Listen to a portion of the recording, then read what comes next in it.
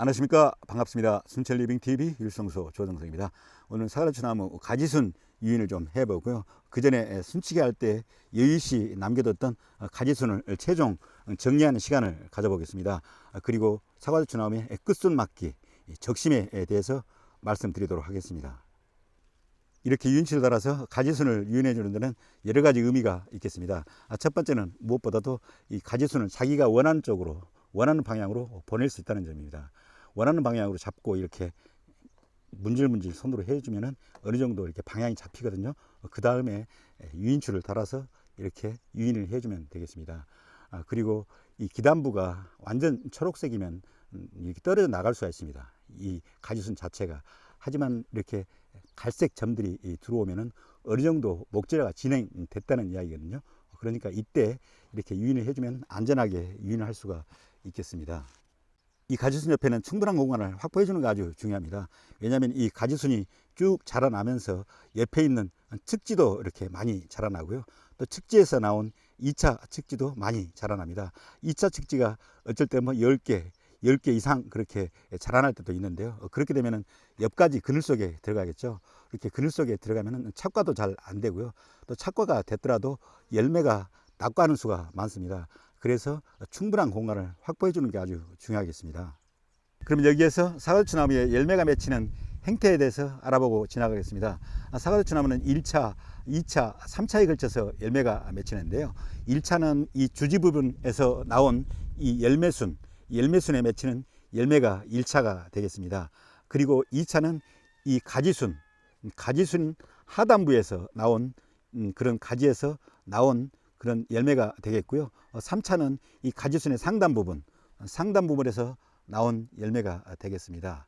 그러니까 여기 가지순 하단 부분을 보면은 가지순 하단 부분에도 일부 이렇게 열매순이 달려 있습니다. 그리고 어떤 것은 열매순인데 일부 이렇게 조그만 가지를 달고 있는 것도 있습니다. 이런 것이 지금 2차에 포함되겠고요. 그리고 3차는 완벽한 이런 측지가 되겠는데요. 이 완벽한 측지의 경우 이렇게 측지가 나와서 다시 2차 측지들이 이렇게 나옵니다. 2차 측지들이 이렇게 나오는데요. 2차 측지들이 세력이 강하면은 10개, 11개, 12개까지도 나오고요. 또 세력이 약하면은 6개, 8개 그렇게 적게 나옵니다. 그래서 0가지에 열매가 맺히는 것은 3차가 되겠습니다. 1차 열매, 그러니까 이 주지에서 나온 열매순에서 달린 열매들은 초기에는 붙어 있지만은 시간이 가면서 대부분 떨어집니다. 그리고 서로 붙어 있다고 하더라도 크기는 하지만은 울퉁불퉁하고 상태가 안 좋기 때문에 상품성이 거의 없다고 봐야 되겠습니다. 그래서 이런 열매순은 제거하게 되는 거죠. 그리고 2차 열매, 이 가지순에서 나온 이 하단 부분에서 나온 열매들이 2차 열매가 되겠습니다. 이 경우에도 낙과될 확률이 아주 높습니다. 그래서 이런 열매순이 일부 있는데요. 이런 열매순도 제거하게 되겠습니다. 그러나 1년차, 2년차 그렇게 어린 나무 경우 열매가 별로 안 달리기 때문에 여기에 있는 이 열매순도 일부 가져갈 수 있겠습니다. 하지만 성목의 경우 이 대부분 이 3차에 열린 열매, 그러니까 이 가지순의 상단에 이런 붙은 이런 열매들은 대부분 가져가게 됩니다. 그러니까 1차, 2차는 대부분 포기하고요. 이 3차에 열린 그런 열매들을 가져가게 됩니다. 이 3차 열린 열매들은 아주 모양도 이쁘고요. 또 상품성도 아주 뛰어나다고 할 수 있겠습니다. 그리고 유인치를 달아서 이렇게 가지를 밑으로 유인해주는 두 번째 이유는 이렇게 가지가 위로 향해서 커가는 영양생장을 중단하고 생식성장을 활성화해서 열매가 많이 맺히게 하기 위함입니다. 이렇게 가지가 밑으로 누웠을 때 꽃이 많이 피고 또 열매가 많이 맺히게 됩니다. 모든 나무에서 그렇습니다. 혹자는 이렇게 열매가 맺히면, 열매가 달리면 열매 무게 때문에 자연스럽게 밑으로 내려간다고 말씀하시는 분이 계시는데요. 그런 경우는 열매가 맺힌 다음에 문제겠습니다. 열매가 맺히기 전에, 그러니까 꽃이 피고 착과가 될 때 이렇게 가지가 밑으로 누워 있으면 훨씬 더 많은 열매가 맺히게 되겠습니다. 그리고 특히 가지 상단 부분, 이 상단 부분은 위로 엄청 커 올라가는 습성이 있습니다. 정부세성 때문에. 그래서 상단 부분은 이렇게 유인치를 달아서 밑으로 머리를 숙이게 해주면 훨씬 더 많은 열매를 수확할 수 있게 되겠습니다. 그리고 특히 1년차, 2년차 어린 유목의 경우 유인치를 달아서 이렇게 가지를 수평으로 유인해 주면은 나무 수행 잡는데 아주 유리합니다. 이렇게 나무 가지를 수평으로 유인해서 관리를 하면 관리하는 데도 아주 편하게 되겠습니다. 그럼 지금부터는 가지순 정리 순치기를 해보겠습니다. 제가 처음에 순치기를 할 때 어느 정도 여지가 있는 것은 남겨뒀었는데요. 이제 가지순들이 많이 자라나서 옆에 공간이 있는지 아니면 너무 밀집한지 상태를 확인할 수 있습니다. 그리고 가지순에 이렇게 유인치를 달아놔서 열매가 열렸을 때 그 상황을 확인해 볼 수 있습니다. 아주 순치기 하기가 쉽습니다. 그럼 지금부터는 최종 순치기를 해보도록 하겠습니다. 제가 최초 순치기 할 때도 그랬었지만은 옆 가지와의 관계, 그러니까 옆 가지하고 너무 가까워서 그늘 속에 들어갈지 여부를 고려하게 되겠고요. 그리고 상단 가지와의 관계, 상단 가지 그늘 속에 들어갈지 그런 여부를 고려해서 순치기를 해 나가겠습니다. 처음에는 하단 가지를 하고요. 이어서 중간, 그리고 마지막으로 상단 가지를 해 보겠습니다. 그럼 이쪽까지부터 보겠습니다. 지금 세 가지가 나란히 있는데요. 너무 밀집해 있습니다. 지금 상태로서는 괜찮아 보이지만 옆에 있는 이 측지들이 자라나면서 커갈 공간이 없습니다. 그래서 이 가운데 있는 가지 하나는 제거를 해주는 게 바람직하겠습니다. 그래서 이렇게 제거를 하면 되겠습니다. 제거를 하고 나니까 어느 정도 공간이 확보됐죠.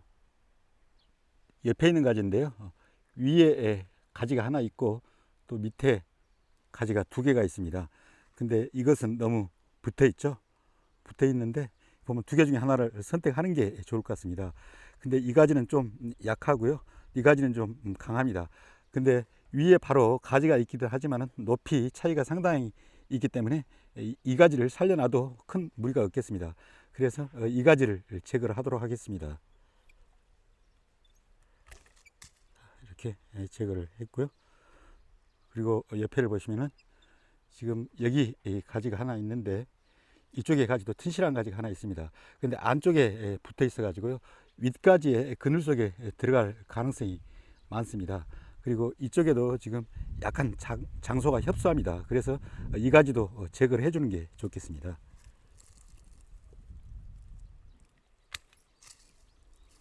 훤해졌죠? 그러고 보니까 대부분 안쪽은 다 비어 있고요. 바깥쪽은 대부분 살아 있습니다.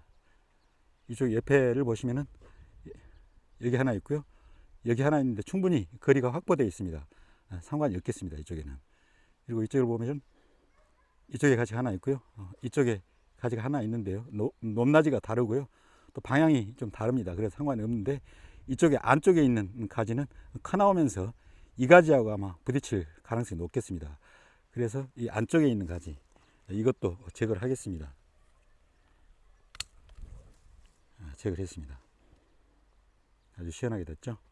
저쪽에도 지금 가지가 두 개가 있는데요. 충분히 거리가 확보되어 있습니다. 그리고 이 가지는 지금 안쪽에 있어도 나가는 방향이 옆으로 나가기 때문에 큰 문제가 없겠습니다. 그럼 다음으로 중간 부분을 보겠습니다. 사다리로 올라가서 한번 확인해 보겠습니다. 이쪽을 보시면은 지금 이 가지 부분이 하나 있는데 일부러 키웠습니다. 왜냐하면 이쪽에 공간이 좀 비어 있어서 이쪽에 일부러 키웠는데요. 옆에 이 가지도 있고 또 여기도 가지가 있습니다. 근데 이 가지는 지금 끝순이 탔습니다.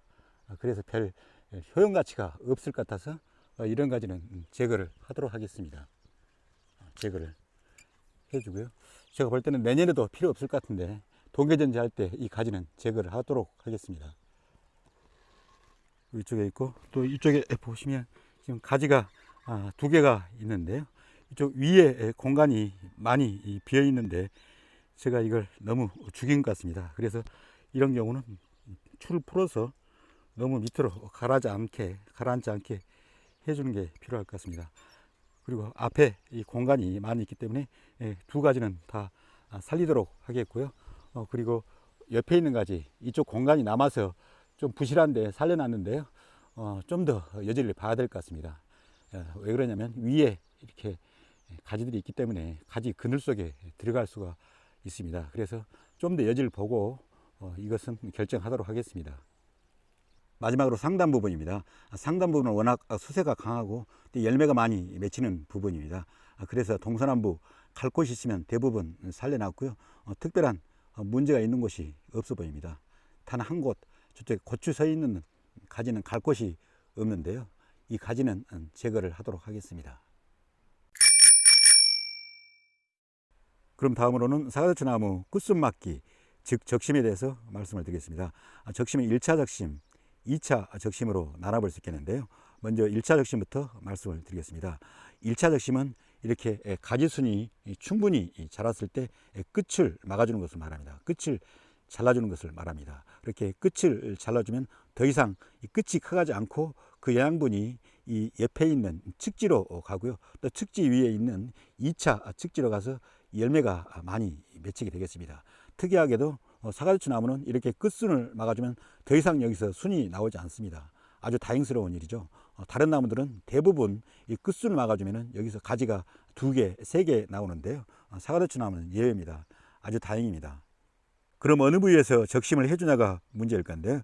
성목의 경우 이 가지순에서 나온 측지를 4개 내지 5개 남겨두고 적심을 합니다. 그러니까 여기서 보면은 하나, 둘, 셋, 넷, 5개, 5개의 끝에서 적심을 해주면 되겠습니다. 그리고 이 경우 카운트를 할 때 이 밑에 있는 열매수는 숫자에 넣지 않습니다. 그거 참고하시고요. 나무 수세가 강할 때는 이 측지를 5개 정도 남기고 적심을 해주면 되겠고요. 그리고 나무 수세가 좀 떨어진다 싶으면 4개를 남기고 적심을 해주면 되겠습니다. 그리고 유목이거나 아주 수세가 떨어지는 경우 3개만 남기고 적심을 해줘도 되겠습니다. 그리고 적심할 때는 너무 가깝게 하지 말고요. 약 한 2세 정도 거리를 두고 잘라주면 좋겠습니다. 왜냐하면 타들어갈 수 있기 때문이죠. 그럼 2차 적심에 대해서 말씀을 드리겠습니다. 2차 적심이란 이 가지순에서 나온 측지의 끝을 막아주는 것을 의미합니다. 1차 적심은 이 가지순 끝을 막아줬었죠. 그래 가지순 끝을 막아줌으로써 더 이상 못 커 나가게 하고요. 옆에 있는 열매가 달린 이 측지를 빨리 성장시키기 위해서 1차 적심을 했었는데요. 2차 적심은 똑같은 이유로 이 측지의 성장을 이렇게 막아줌으로써 옆에 달린 열매들을 많이 키울 수 있도록 하기 위해서 2차 적심을 하게 됩니다. 2차 적심은 상황에 따라 할 수도 있고 안 할 수도 있겠습니다. 만약에 이 측지에서 나온 이 2차 측지 숫자가 5개, 6개, 7개 정도 되고요. 끝이 더 이상 성장을 않고 멎어 있다면 굳이 2차 적심을 할 필요가 없겠습니다. 하지만 이 측지에서 나온 2차 측지 숫자가 10개를 넘어간다면 그때는 끝을 막아줄 필요가 있겠습니다. 그러니까 이 2차 측지 숫자를 한 7개, 8개, 9개 그 정도 남기고 이 끝을 막아주면 되겠습니다. 그럼 이걸로써 오늘 프로그램을 마무리하겠습니다. 늘 저희 순천 리빙TV를 시청해주셔서 고맙고요. 오늘 하루도 즐겁고 행복한 시간 되시기 바랍니다. 감사합니다.